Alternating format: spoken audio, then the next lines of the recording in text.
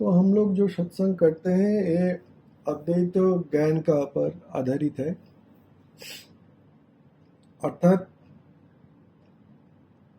हम लोगों का अंतिम चुनाव है अद्वैत, एवं हम लोगों का अंतिम स्थिति होना चाहिए मानसिक बौद्धिक स्थिति अद्वैत में। और जो अद्वैत भाव का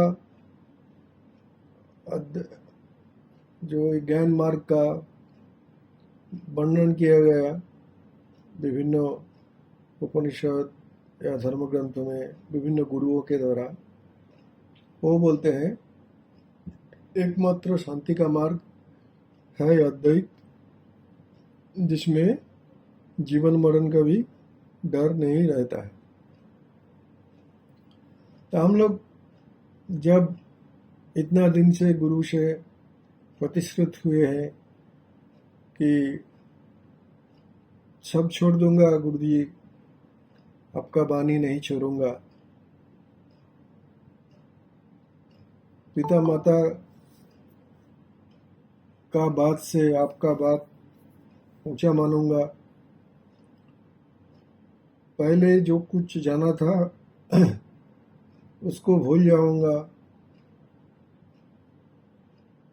आपका ओर समर्पित होंगे, आपका वचनों पे चलेंगे। यही बात शुरू करके हम सभी लोग अद्वैत को फॉलो करते हैं। पिछले सत्संग में बोला गया था जो अद्वैत हम लोग एक ही बात बार बार मैं ब्रह्म हूँ, मैं ब्रह्म हूँ, मैं ब्रह्म हूँ, जगत मिथ्या, जगत मिथ्या। ये बात सत्य है, एक बार बोलने से भी सच है, 100 बार बोलने से भी सच है। बोलने का वो एक ही शब्द है, अद्वैत में ज़्यादा कुछ नहीं है कि जगत जिस ढंग से दिखाई दे रहा है वो उस रूप से सत्य नहीं है। परमात्मा एकमात्र सत्य है, जिसको जो इंद्रियोग्राह्य नहीं है, लेकिन जो सत्य है। यही कॉन्सेप्ट को विभिन्न भाव में बोला जाता है। हम लोग भी बोलेंगे वही, क्योंकि वही तो बोलना है और वही सुनना है। बात है ये बोलते सुनते हम लोगों का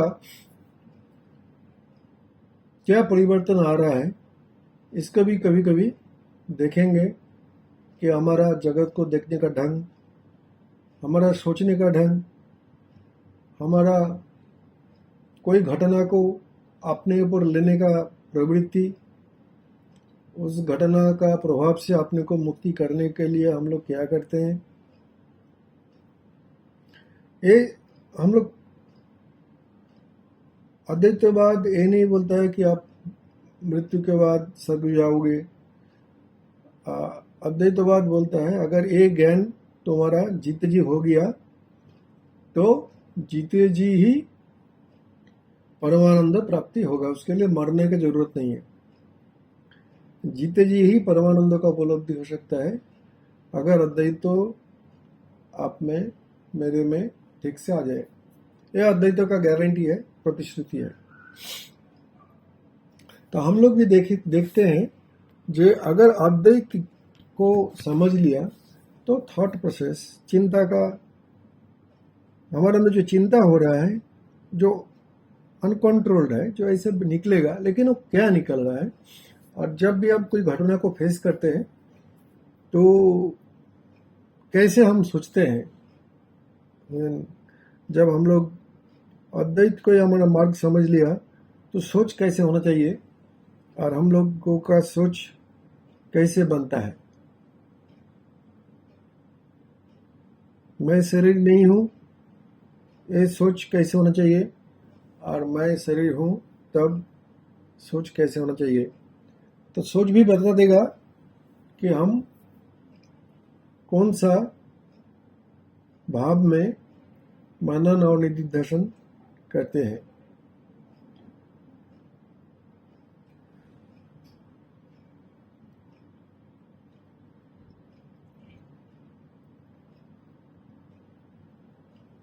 जगत क्या देखता है, कि दूसरा क्या कर रहा है। हम लोगों को क्या डिस्टर्ब करता है? दूसरा डिस्टर्ब करता है। अवश्य डिस्टर्ब मैं ही मेरे को करता हूँ जब हम दूसरे को सच पकड़ लेते हो, लेकिन हर दूसरा को मतलब जो चीज बाहर से आता है हमारे पास, चाहे वो घटना हो, चरित्र हो, विषय हो, संपर्क हो, जो भी हमारा नाम रूप उपाधिधारी हमारे जीवन में बाहर से आता है, उसका हम कैसे लेते हैं, कैसे रखते हैं और कैसे उसका जवाब देते हैं,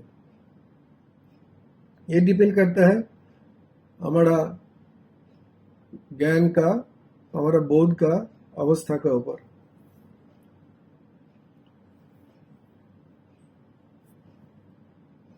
तो बोलते हैं कि never mind what others are doing, mind on what others are.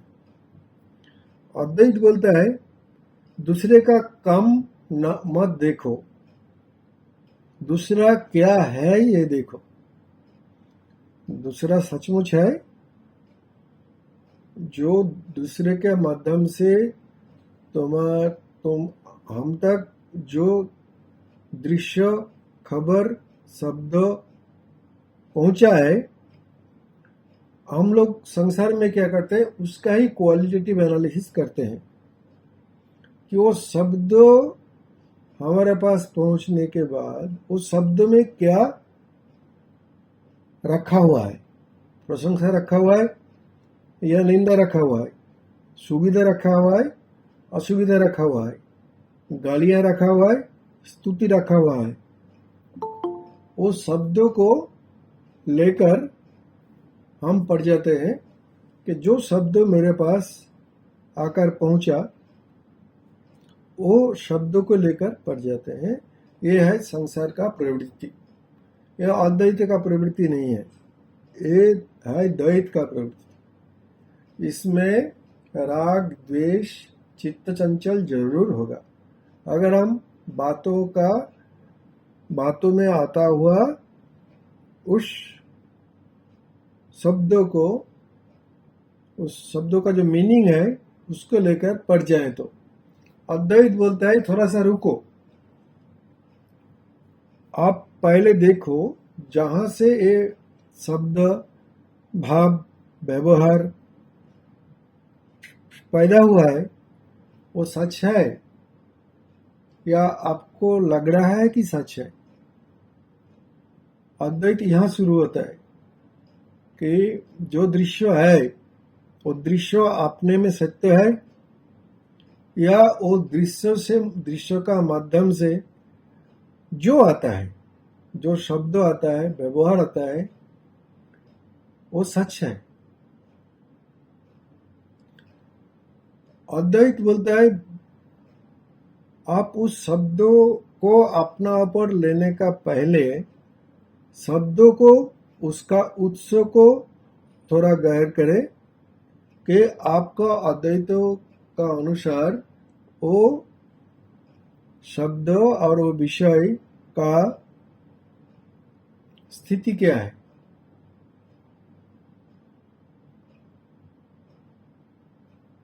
तो इसको अगर उस शब्द या वो घटना हमारे लिए दुखपूर्ण हो गया तो इनिशियल स्टेज में अद्वैतवाद तो नहीं बोलता है, शंखवाद बोलता है कि इसको प्रारब्ध बोलकर समझ लेना कि यही हमारा प्रारब्ध था। अर्थात सामने व्यक्ति को हम अटैक नहीं किया। क्यों नहीं किया? क्योंकि उसको अगर हम अटैक करेंगे तो फिर प्रारब्ध बनेगा, फिर वो बनेगा और फिर उसको हमको फिर जन्म लेकर उसको भोगना भी पड़ेगा। तो प्रारब्धवाद बोलता है जो भी होता है जगत में तुम्हारे साथ उसको प्रारब्ध बोलकर ले लो, उसमें उत्तेजित होकर, रुष्ट होकर आप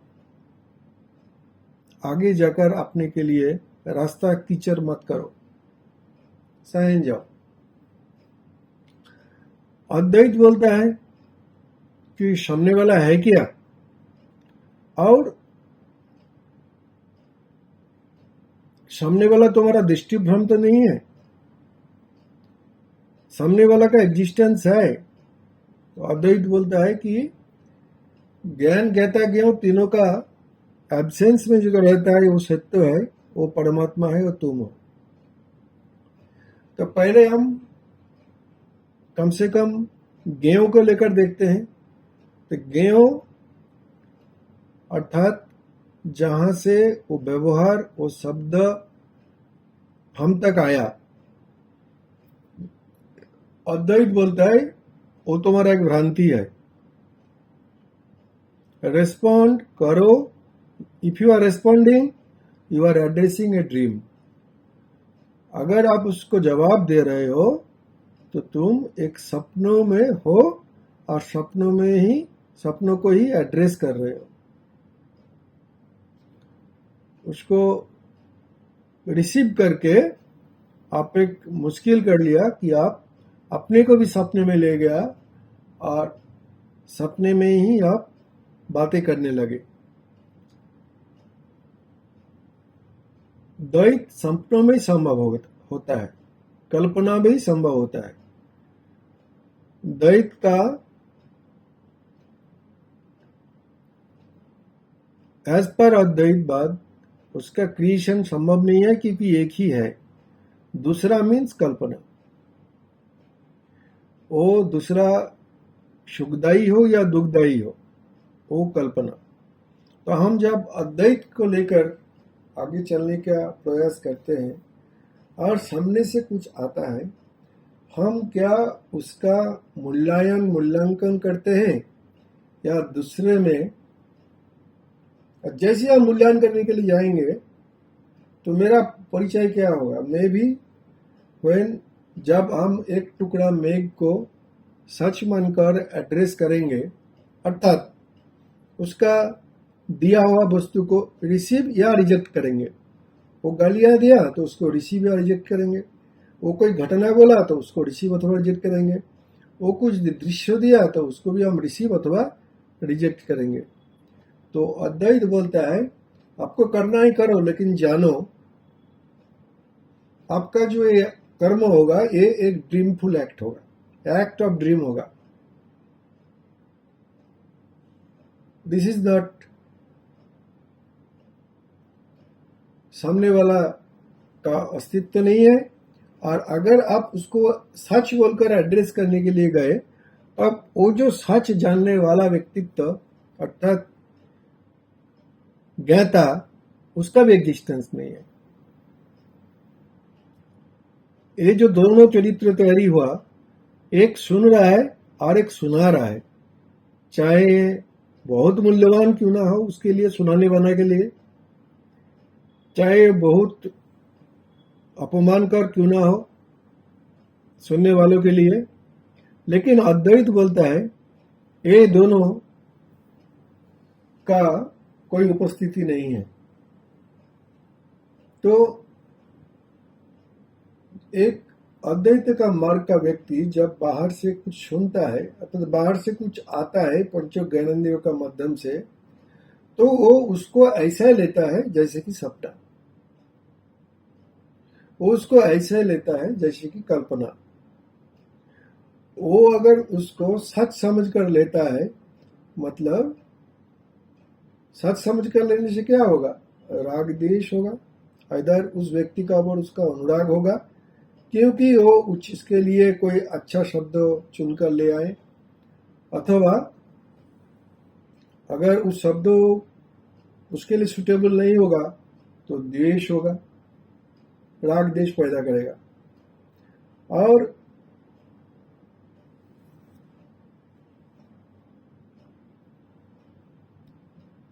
अद्वैतवाद का ये अनुयायी नहीं है। तो अद्वैतवाद क्या बोलता है कि ये इसका पर आप चित्त या बुद्धि को मत लगाओ कि सामने वाला क्या बोल रहा है। आप इसमें मन लगाओ कि सामने वाला का अस्तित्व क्या है, चाहे वो जितना भी प्यारा हो, जितना भी प्रिय हो। जैसे ही ये प्यारा प्रिय ये सब बात आ गया, तब जिसका हृदय में उसके लिए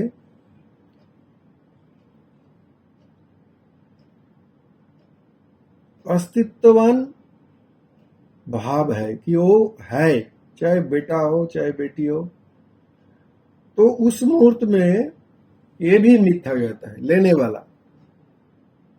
समझे इस बात को। एक टुकड़ा मेघ अगर आकाश को ही मैं स्वीकार कर लिया, तो उसका सामने कोई मेघ नहीं है, आकाश ही है। लेकिन अगर वो आकाश का कोई भी अंश को मेघ बोलकर स्वीकार कर लिया, तो उसके पहले उसको खुद मेघ बनकर जीना पड़ेगा, तभी ये सामने वाला मेघ का ऊपर वो आइदर आकर्षित होगा या उससे विकर्षित होगा। तो हमको ये कॉन्सेंट्रेट अद्वैतवादी नहीं करेगा कि वो बात में क्या है। अद्वैतवादी करेगा कि वो बात कहाँ से आया है, वो सच है या ये बात सच है, या बात जो सुन रहा है ये सच है। ना ये जो क्रिया एक बोल रहा है दूसरे को बोल रहा है, सांसारिक जगत से इसका बहुत मूल्यवान है, गुरुत्वपूर्ण है। क्योंकि संसार इस जगत को सत्य मानता है, तब संसार फलित होता है। अगर ये असत मिथ्या मानेगा तो संसार तो बनेगा नहीं। तो बात देखना पड़ेगा कि ये जो सुना गया बातें हमको मूल तक, अद्वैत तक ले जाता है या द्वैत का उलझन में व्यस्त रखता है। क्या हमारा चित्त का अवस्था होता है जब एक रूप, रस, गंध, शब्द और दृश्य, जो भी 5 विषय है, रूप, रस, गंध, स्पर्श, जो भी होता है, वो हमारा सामने कितना मर्यादापूर्ण रहता है। ये जो पंच विषय आता है पंचो ज्ञानेंद्रियों का माध्यम से, हमारा पास उसका क्या मर्यादा है। अगर अभी भी शब्दों का, अर्थों का मर्यादा हमको रक्षा करना पड़ेगा। मतलब हम शब्दों से इम्यून नहीं हुए। क्यों नहीं हो पाए? क्योंकि हम अद्वैत को समझे नहीं। नथिंग कैन टच मी और I also can not touch anybody. ना मेरे को कोई स्पर्श कर सकता है, ना मैं किसी को स्पर्श कर सकता हूँ, क्योंकि सत्ता एक ही है और परमात्मा के पास कोई स्पर्शेंद्रिय नहीं है। It is only the witness.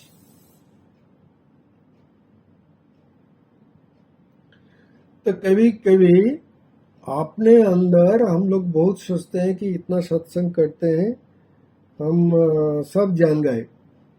लेकिन देखना पड़ेगा आपका जानना कितना गंभीर है, मेरा जानना कितना गंभीर है। मेरा जानना कि मैं कौन हूं, क्या वो जानने को डोमिनेट कर दिया जब मैं जानता था कि मैं देह हूं। जब जानता था कि मैं देह हूं, तब एक शब्दों का जो असर पड़ता था और उसको जैसे हम एड्रेस करते थे, उस शब्दों को जवाब देते थे, कैसे लेते थे, रखते थे और जवाब देते थे, इसमें मूलगत परिवर्तन आया या नहीं आया, ये देखना जरूरी है। हमारा ज्ञान हो गया एक एब्स्ट्रैक्ट चीज है, हम सत्य को जान लिया, ये एब्स्ट्रैक्ट चीज है।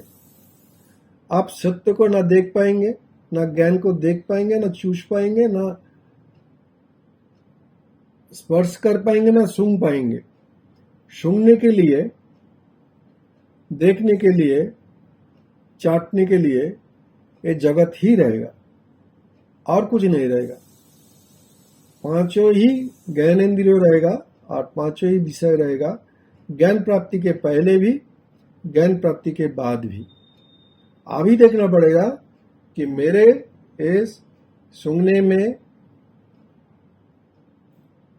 स्वाद लेने में, दिखने में, स्पर्श करने में क्या फर्क है। क्या ऐसे ही अपने का और पढ़ाई का स्पर्श करते हैं? क्या आंख ऐसे भी अभी भी अपने पराये देखता है?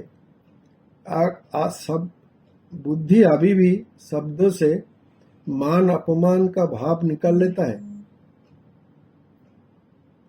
ये देखना जरूरी है।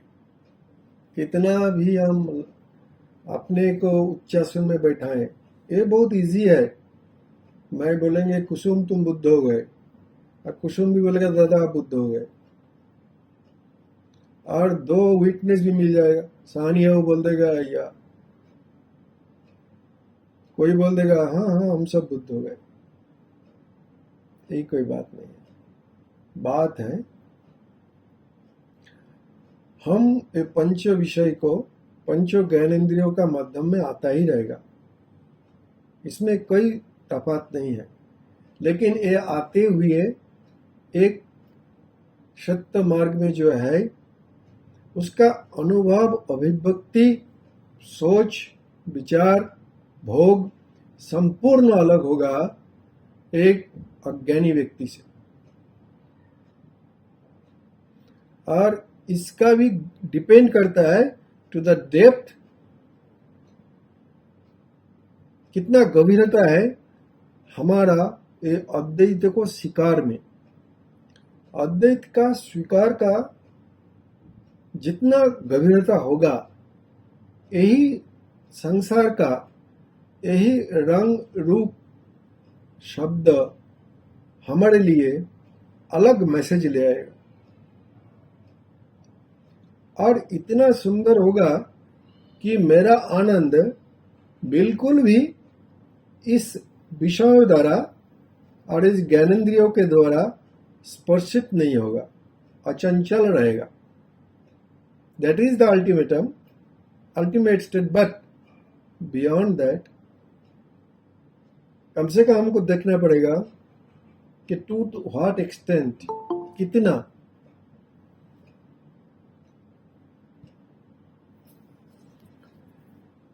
ये जगत अर्थात ये पांचों विषय जब पंचों ज्ञानेंद्रियों का माध्यम में आहरित होकर आता है तो हमारा चित्त में कौन सा व्यवस्था पैदा करता है, ये हमको देखना पड़ेगा। अदरवाइज हम खाली अपना डंका बजाएंगे कि हम ज्ञानी हो गए, ज्ञानी हो गए, ज्ञानी हो गए, मुक्त हो गए, गुरुदेव ने हमको स्पर्श कर लिया तो हम पूरा मोक्ष को प्राप्त हो गए। बट हम उतना ही इंटॉलरेंट है जितना पहले था। हम उतना ही रिएक्टिव है जितना पहले थे। हाँ, अवस्था का मजबूरी से हमारा उतना वायलेंट होने का व्यवस्था नहीं है, क्योंकि हम किसी के ऊपर डिपेंडेंट हो गए या कोई ऐसा एक परिवेश में आ गए कि हम भोकाल नहीं हो सकते हैं, बहुत जोर नहीं बोल सकते हैं, एक तरह का शिष्टाचार का परिधि में आ गए। वो बात दूसरा है, लेकिन देखना पड़ेगा आंतरिक जलन, आंतरिक प्रतिक्रिया क्या है। अगर वो सच है तो प्रतिक्रिया उतना ही बलवान होगा। प्रकाश बलवान नहीं होगा, लेकिन आंतरिक प्रतिक्रिया उतना ही बलवान होगा। प्रकाश संयत होगा, क्योंकि जिस तरह का परिवेश में हम हैं उसमें हम अगर ऐसा ही प्रकाश कर दूं तो लोग हमको देखकर हंसेगा। तो इतना मैच्योरिटी आया, लेकिन वो मैच्योरिटी कोई काम का नहीं है। विषय है बाहर का घटना हमको कितना प्रभाव डालता है।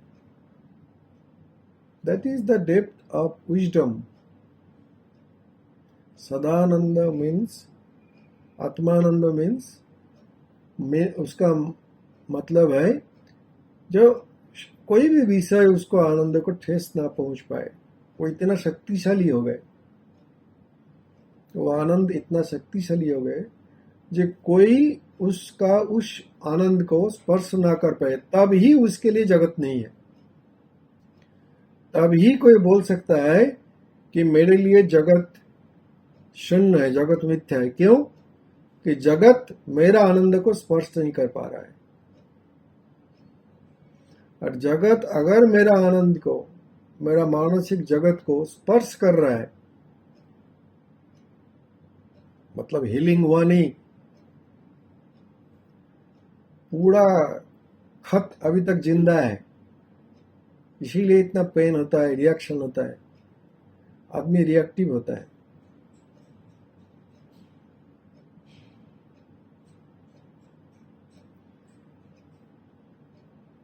तो जब तक हम सोर्स में नहीं जाएंगे और उसको न्यूट्रलाइज नहीं कर पाएंगे अद्वैत ज्ञान से, जहां से ये शब्द आया और शब्द सुनने वाले से हम दूरी पैदा नहीं कर लेंगे अपने का, अर्थात हम साक्षित्व या दृष्टा को स्वीकार ना कर लेंगे। कितना स्वीकार किया मालूम होगा कि दूसरे का वाणी हमको कितना उठाता है, कितना पटकता है। दूसरे का व्यवहार, संसार में होता हुआ घटना हमको कितना उठाता है, कितना पटकता है।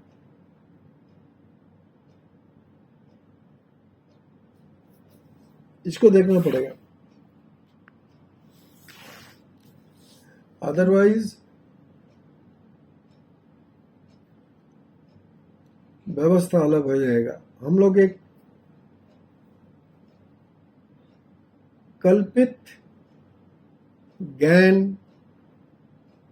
ज्ञानी होकर रह जाएंगे। कल्पना सब कुछ का हो सकता है, कल्पना जगत का भी हो सकता है, और कल्पना हम बहुत ज्ञानी हो गए इसका भी हो सकता है।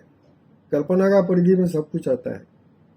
अगर मैं जिंदा है तो आदमी होकर जिंदा है, और अगर मैं मर गया वो बात दूसरा है।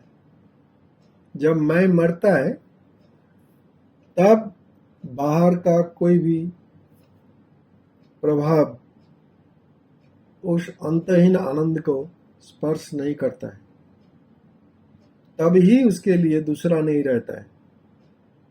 और अगर हमारा अंतर जगत संकुचन प्रसारण होता है तो मतलब दूसरा मेरे लिए पूरा जिंदा है, तो उसके लिए एक ज्ञानी सत्ता, एक साधक को चाहिए चेष्टा करना, अर्थात उस अवस्था को महसूस करना कि व्हाट अदर्स आर डूइंग वो हमको प्रभावित करता नहीं करता। वो तब होगा जब हम डूइंग को छोड़कर बीइंग में रह जाएंगे। वो दूसरा कौन है, मैं कौन हूं। अगर हम बीइंग में रहना अभ्यास करेंगे तब डूइंग हमारे लिए कोई मान्यता नहीं रखता, और जब डूइंग हमारे लिए मान्यता नहीं रख रहा है तभी मालूम होगा कि हम बीइंग में रहते हैं, अदरवाइज हम डूइंग में रहते हैं। और डूइंग इज जगत, अज्ञान। जब अपना डूइंग हम बेचेंगे या दूसरे का डूइंग खरीदेंगे, दोनों टाइम हम व्यवसायी है। Either I am purchasing others doing और I am selling my doing.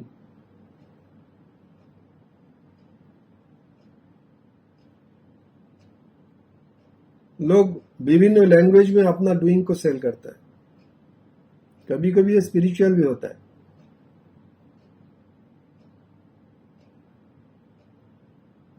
But the transaction is very much on. इसके लिए और एक दिन आलोचना करेंगे।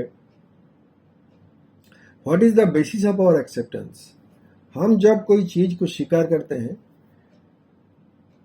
कैसे करते हैं, किस व्यवस्था में करते हैं, उसके लिए हमारा आंतरिक व्यवस्था क्या है। क्या हर स्वीकार स्वाभाविक है क्या, या स्वीकार का अंदर कुछ इंडक्शन या फोर्स भी काम करता है। हम लोग अंतर जगत को अगर ढूंढेंगे नहीं तो अंतर जगत कैसे रिएक्ट करता है। अद्वैत ज्ञान किस लिए है। It is a very neutral mind, non reactive, neutral mind, enjoying mind, mindless mind. Mindless मतलब mind without business. Mind without business is mindlessness. But mind doing business, चाहे वो कितना सुप्त तो भी हो, अगर माइंड अपने को या दूसरे को किसी ढंग से ट्रांजैक्शन करता है, बेचता है या खरीदता है, तब तक ये बानिया mind, it is a commercial mind, not a aesthetic mind. वो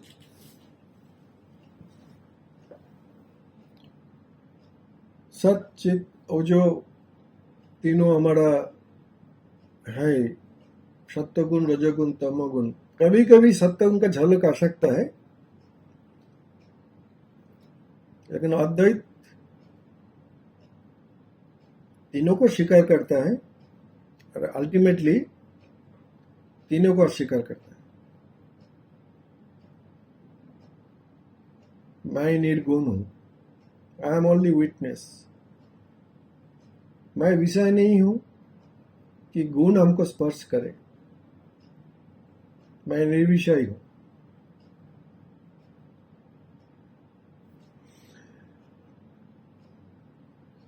कभी कभी सीरियसली लेते लेते, इसमें रहते रहते सत्वगुण का प्रभाव आता है। बट अगेन इफ सत्वगुण I want to make a business, you see how honest I am, how good I am to you. हम कितना प्यारा सा व्यवहार करते हैं कैसे। Again I am transacting. क्या ट्रांजैक्शन करते हैं? जो हमारे पास है। जब रजो था तो रजो को किया था, जब तमो था तमो को किया था, गाली दिया था। अभी सत्य है, सत्य को कर रहे हैं। बट जैसे ट्रांजैक्शन होता है, सत्य भी तामसिक होता है।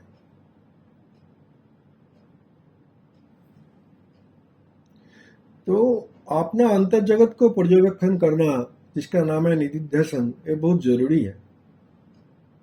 मनन का माध्यम में तो श्रवण में सुन लिया, मनन में छान लिया,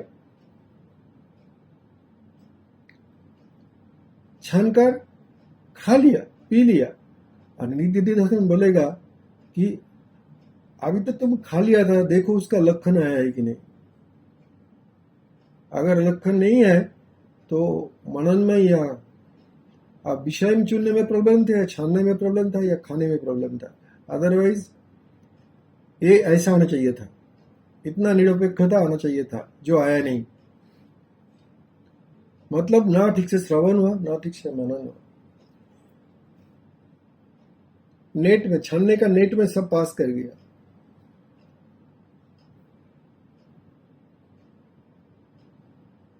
उसके लिए भगवान बोल रहे हैं, जब आप धैर्य रखो, बस कंटिन्यूअस ऑब्जर्व करो अपने को। ऐसे नहीं है कि आज हमारा पास वो आया नहीं बोल, वो न्यूट्रलिटी आया नहीं बोल का हम डिजेक्टेड होकर न्यूट्रलिटी होने से का जरूरत जो ज्ञान उससे हम उठा लेंगे, ऐसा नहीं है। बोलते हैं बहुत डिफिकल्ट है, आप धैर्य रखो, धैर्य रखो। But without being attaining neutrality, you should not declare that I am neutral. उसके लिए बहुत बहुत बोला गया।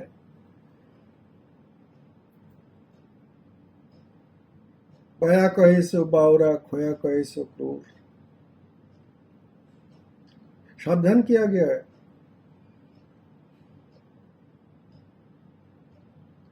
दैट अभी भी अगर आप इन्फ्लुएंस्ड हो रहे हो, देन अभी भी बाकी है। अभी भी दूसरे का शब्द आपका, दूसरे का शब्दों का गंध, स्मेल, आपका शब्दों का स्मेल को परिवर्तित कर रहा है। मतलब यू आर रिएक्टिंग, मतलब यू आर नॉट इन बीइंगनेस, आप बीइंगनेस में नहीं हो। दूसरों का शब्दों का उष्णता अगर हमारे अंदर भी शब्दों में उष्णता पैदा कर दे,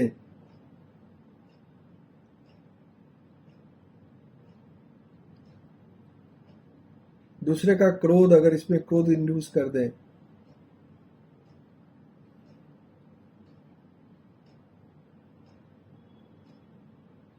तो हम जितना भी चिल्लाएं, हमको धैर्य रखकर फिर अद्वैत को जानना पड़ेगा।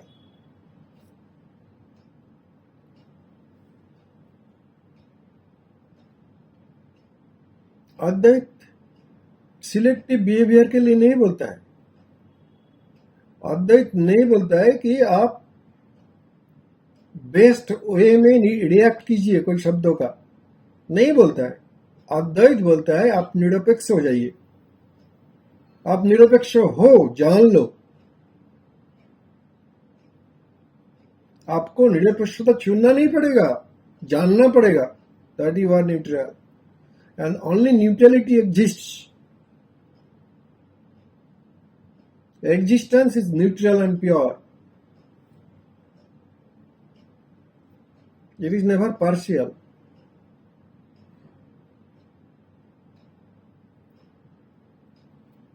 ये कोई रिएक्टिव मूड में नहीं है।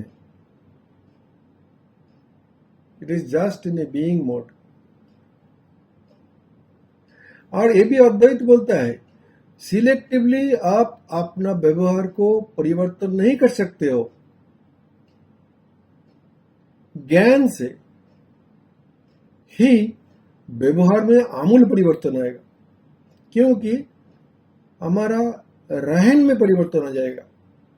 अर्थात किस ढंग से हम जगत को ले रहे हैं इसमें परिवर्तन हो जाएगा, मूलभूत परिवर्तन हो जाएगा।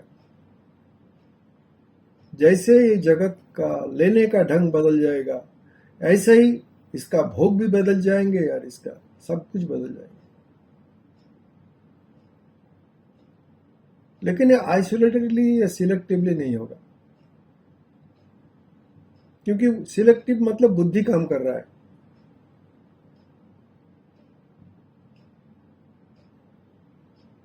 एक ही व्यक्ति अभी भी एक जगह में जाकर बहुत गुडी गुडी चेहरा होता है, और जब वही व्यक्ति एक चैलेंज में आता है तो गुडी गुडी चला जाता है।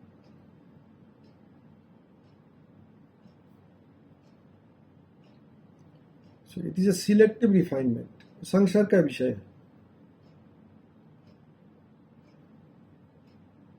इतना सहज नहीं है अद्वैत।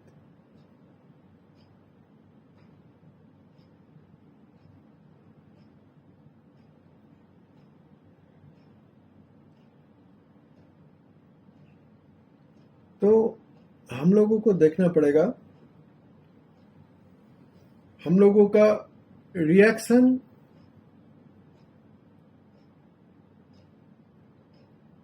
टू दिस जो आता है,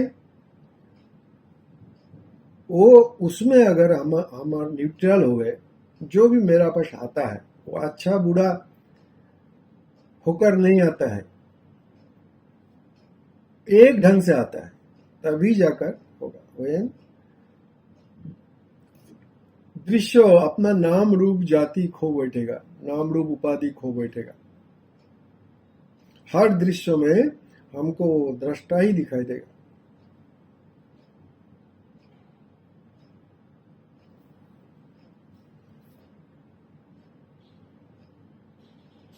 तभी एक न्यूट्रल माइंड बनेगा। न्यूट्रल माइंड मतलब ही non selective mind, no mind.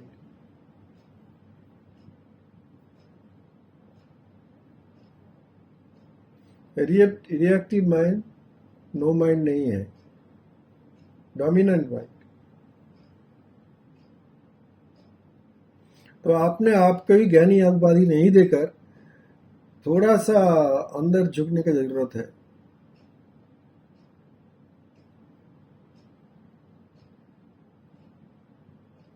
जो भी हो, ये गुरु के द्वारा ही